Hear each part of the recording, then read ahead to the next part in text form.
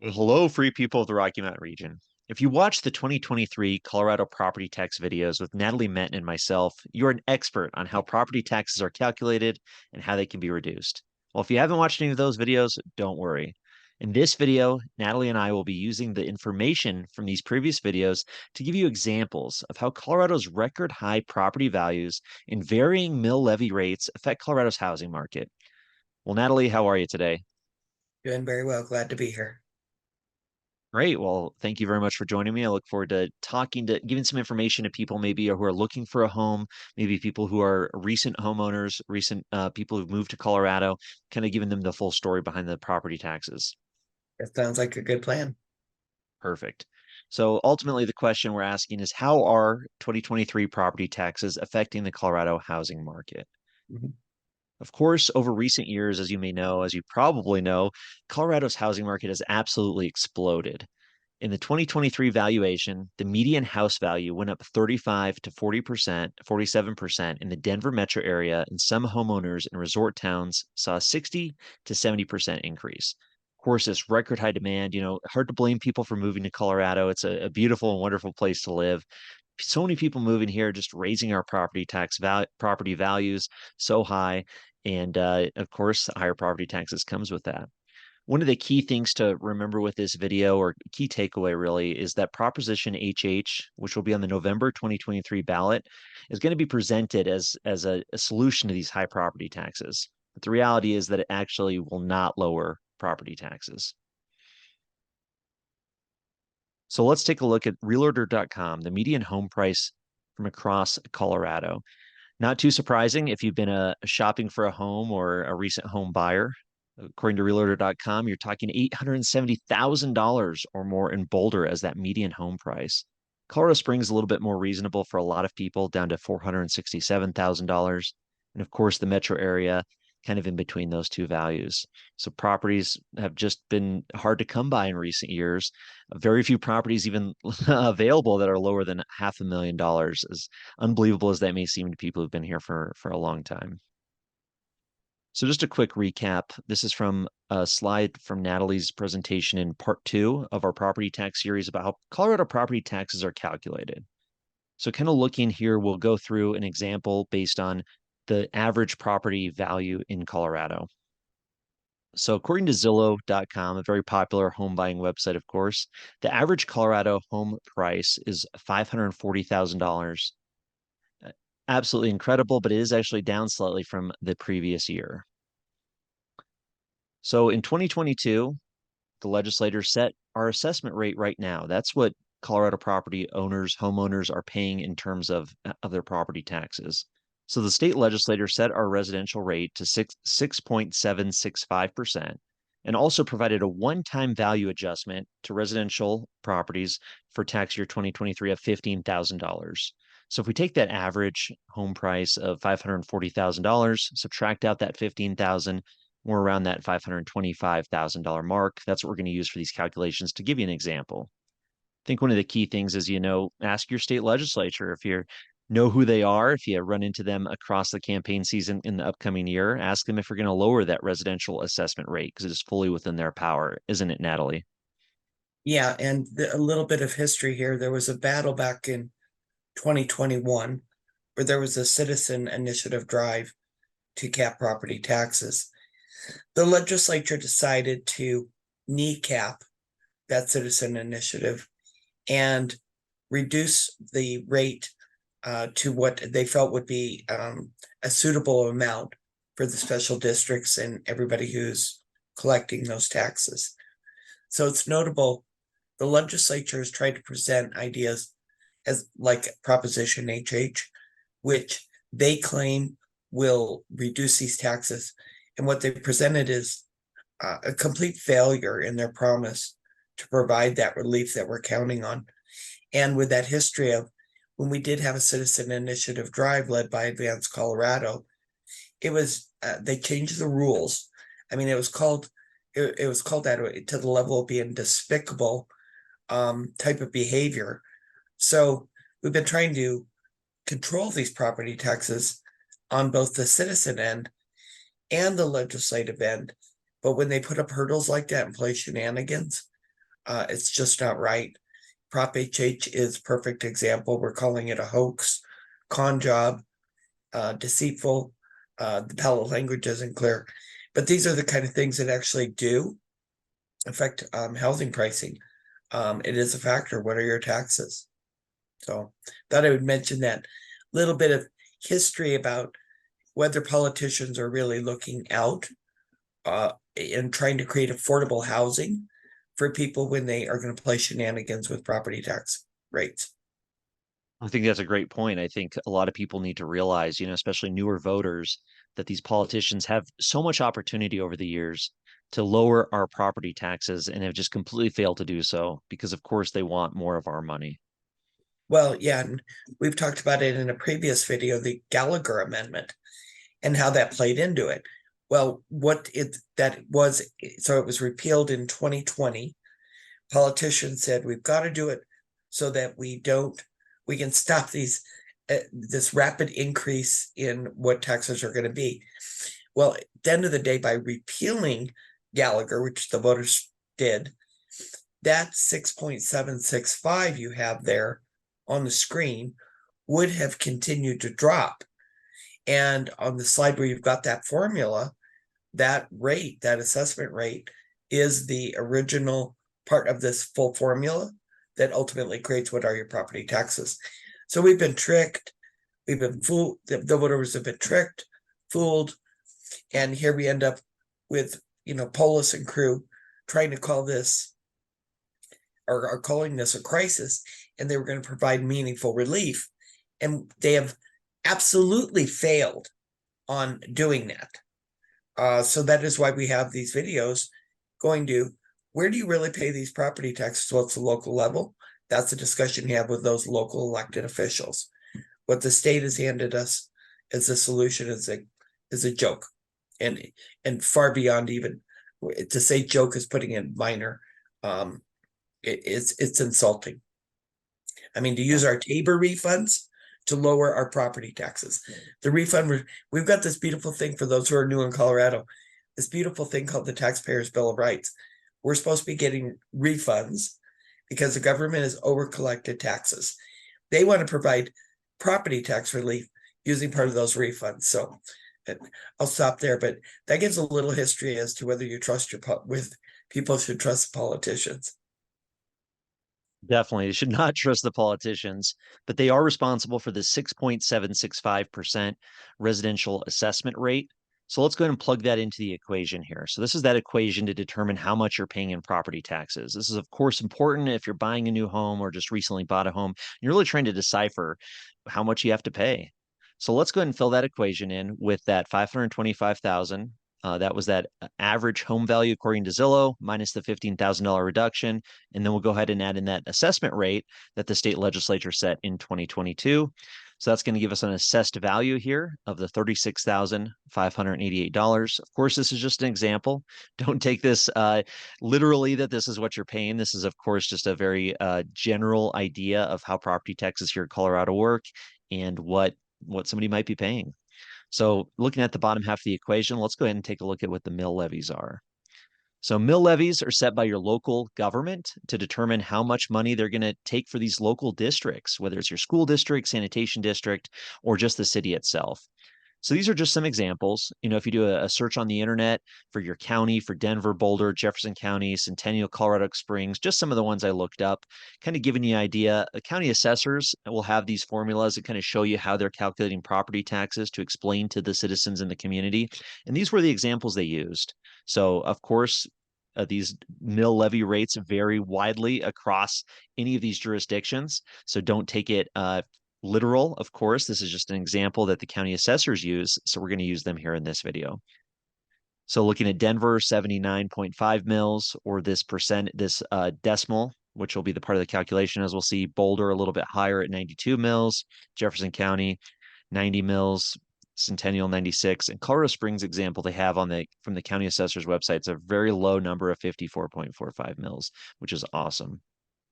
So, of course, one of the things you can ask your local elected representatives, especially if they come knocking at your door asking for your vote, is, are you going to lower the mill levy rate? Are you going to provide me some property tax relief? Yes, that is where the difference is. That's where the vote is. What are your property taxes going to cost? Definitely. So we talked a little, mentioned those special districts, all these different areas that have a piece of the pie in terms of how much you're paying in property taxes. This is an example that you can find in the county assessor's website, which we'll look at in another video or have done in a previous video as well. So look for that. This is just an example, just for an address in Jefferson County with a lot of special districts. So maybe a newer development, some place that collects a lot of tax money to provide some local potential services or community there. Natalie, do you want to explain a little bit about this? Yeah, so in like in the case here, we see two of these mills where just the combination of the Fossil Ridge and Mount Carbon, over 50 mills, over 55 mills, just for those two districts. Well, they put in infrastructure. They've got those costs, but when somebody's looking at buying a home, it's important to research, like we've shown in a previous video, what are those mills right now, the value, giving that estimated property tax. There's research options out there if you're not quite sure of what a special district does. That's the case. People are like, I don't even know what this district, they're on my property tax form. I don't even know what they do. So, Department of Local Affairs, we shorthand DOLA, we've done videos on them. There's extensive information there where that's the warehouse, let's call it, for special districts to report to. One note, I'm first not a lawyer, and with property taxes, the same here, but there could be some special districts where the potential obligation to a property owner could go beyond what you are seeing on the property tax mills. So when special districts are created, there'll be a board of directors. That may be the developers who create this whole big neighborhood. And they are the eligible voters. So imagine you got blank land, nobody living in houses, the houses aren't built. The eligible voters right at that moment are those directors, the people that are elected, and again, could be developers. They may, among themselves, have an election and say, in the future development for people who own this property, we can increase mills or even bond issues, debt issues. We have approval early on and can put those on later. So just that disclosure should occur when somebody's researching a property, but it's a good note to remember that may not see everything that would apply. And with special districts, that can really add a lot to a property tax bill. So it's not a minor consideration. Definitely something to be paying Oh, attention to. yes. And one other note, just on this, I have to mention it. Some of these special districts are developers, and they're actually large corporations. They may, even though they're charging a mill of a certain amount, there may be a tax deal present between, let's say, a city and a special district. And the developer may be able to keep part of those property taxes. It's called tax increment financing, or TIF. Don't want to go into depth on that tonight, but there's an example in Lakewood, and I can give others, but in this one, it's one of my favorites to share. We're letting Walmart keep part of tax revenues here in Lakewood for part of a development deal.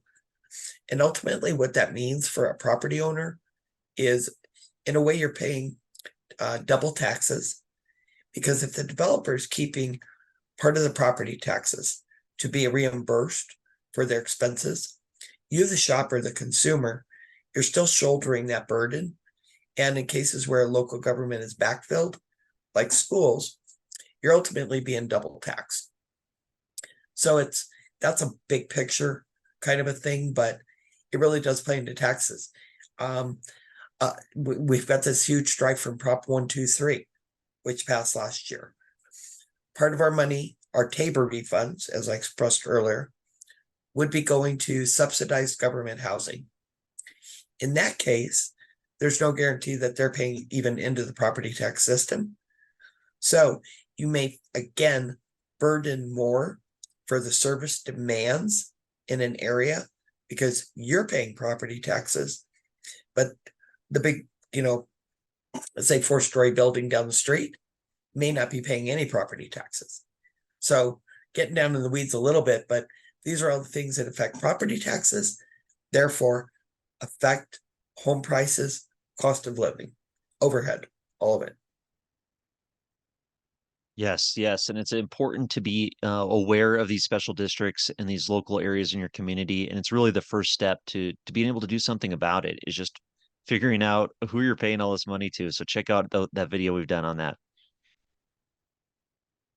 So let's go ahead and fill in just an example mill rate, kind of averaging some of those different ones we saw in the previous slide.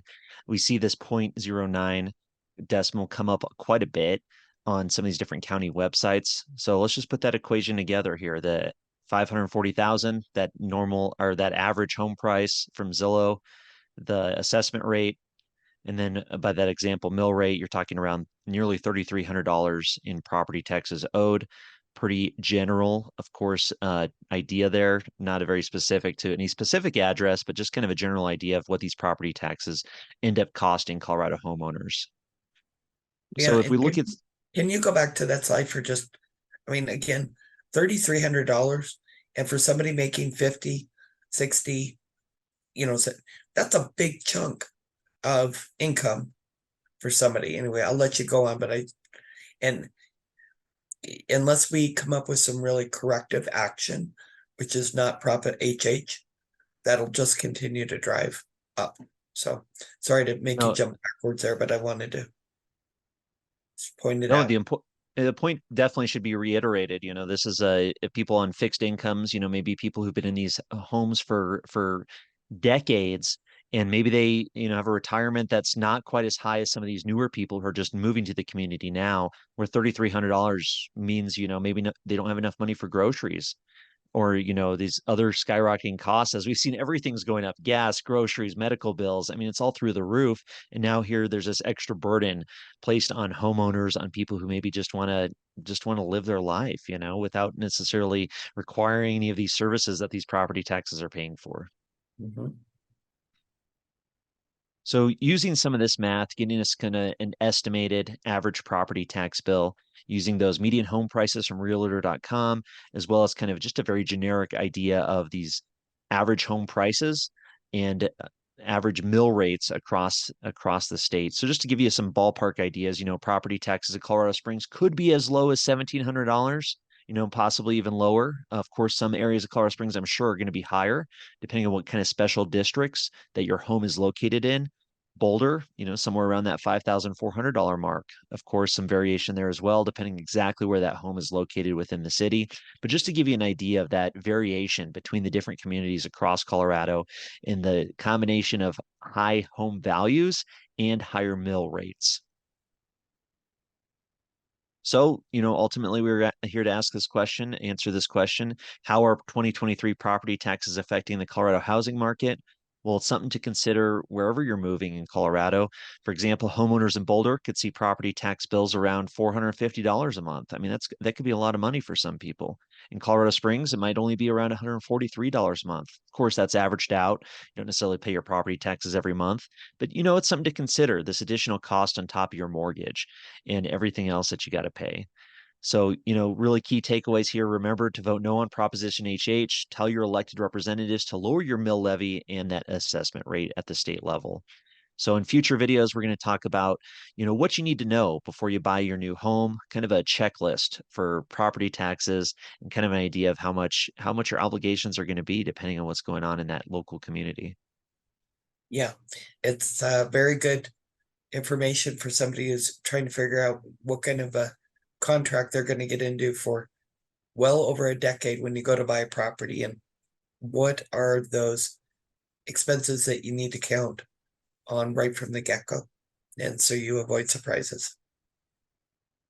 And if you're interested in more in-depth detailed information, there's a series of videos that Natalie and I have been making about property taxes here in Colorado to get a lot more in detail about mill levy rates, these assessment rates, how the history of property taxes, as Natalie mentioned earlier, the Gallagher Amendment repeal in 2020, and lots of other information and more to come as we ramp up towards the November 2023 election. So thank you very much for joining us. Any final words there, Natalie? Just make sure to check out the video that if you do want to move into an area and want to know about property tax protections, are you protected in that area by Tabor or the 5.5 annual mill levy cap? We did an episode on that a couple times ago. So that's really good that even if maybe there's high property taxes, now in Colorado we have some citizen powers like the initiative process where you can actually change the course. And that's really the big purpose, right? Of these is to videos to empower people. Definitely. Colorado citizens have a lot more power than they might realize. And there's a lot of opportunity that we can take this destiny in our own hands and work to keep our property taxes lower, as well as other taxes lower, and have more money for our families to help us achieve our goals in life. Yes, because we know how to spend our money better than the government typically. 100%. Well, great, Natalie. Well, I really appreciate your time today and look forward to talking to you next time. Sounds good, Brandon. Thanks.